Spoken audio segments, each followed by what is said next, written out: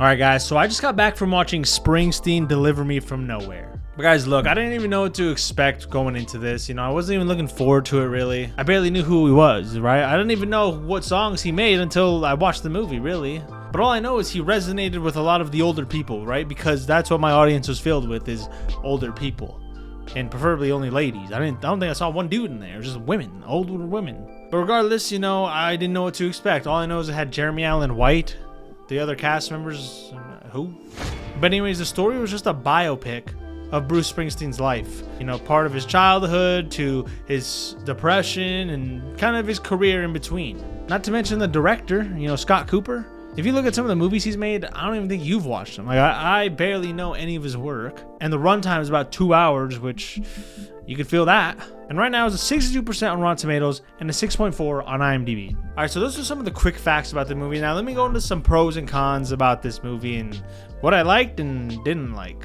So look, some of the good things is it shows his battle with depression. You know, it really lingers on those moments of him as a kid, you know, him and his dad, how his dad was kind of abusive, and just that dynamic and the way it hurt him, you know, now growing up and how it affected him as he's older. I really like those scenes. I thought those scenes were probably the best in the movie. And it also showed him with his music and how he kind of processed, you know, thought about how he wants to go about his music and how he tried to stick to the plan. No matter what, he didn't try to change or let the industry really change him. And Jeremy Allen White, he did good. You know, I really liked his character in here. I really liked his acting. I think he did good, right? For the most part, for what he had going for him. And besides that, I mean, there's not really a whole lot. It really is just about him and his depression and his music career. I'll say this though, if you know Bruce Springsteen and you know you grew up with him or you've read about him or whatever, or you're just a fan, you might really like this movie. Me, I have no clue who he was, so a lot of this stuff was just new information for me. But if you've seen him or know about him, you know, it might click. Things might click. Oh, they added that in there, or they included this, you know, so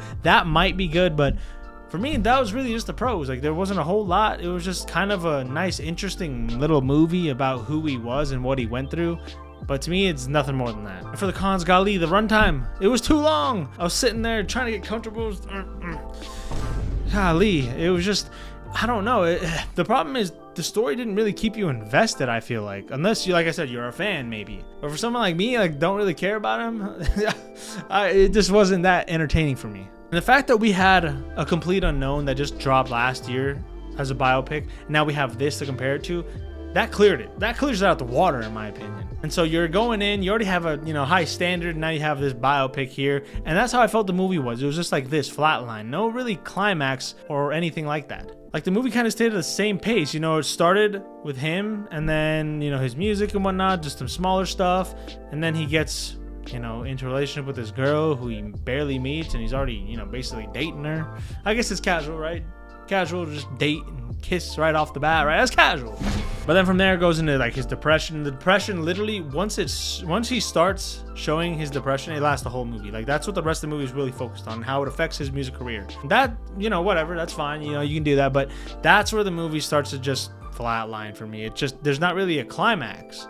That's the problem. There's not really a climax for the movie. I mean, that's most of it. And I think kind of like an unknown cast. The runtime was too long. Story wasn't super entertaining, in my opinion. Just all those things factored together to make a movie that I just didn't find that entertaining to watch. Not gonna say this is a bad movie. It's just, I couldn't see myself or anyone putting it on their living room TV and just watching it.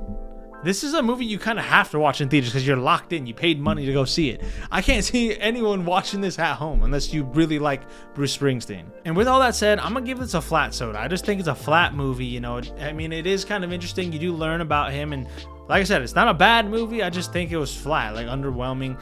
Not a whole lot that kept me engaged. So those are my thoughts, guys. Comment below if you've seen this and what you thought. But yeah, with that being said, thanks for watching this. Don't forget to like, subscribe, and I'll see you all in the next one. Peace.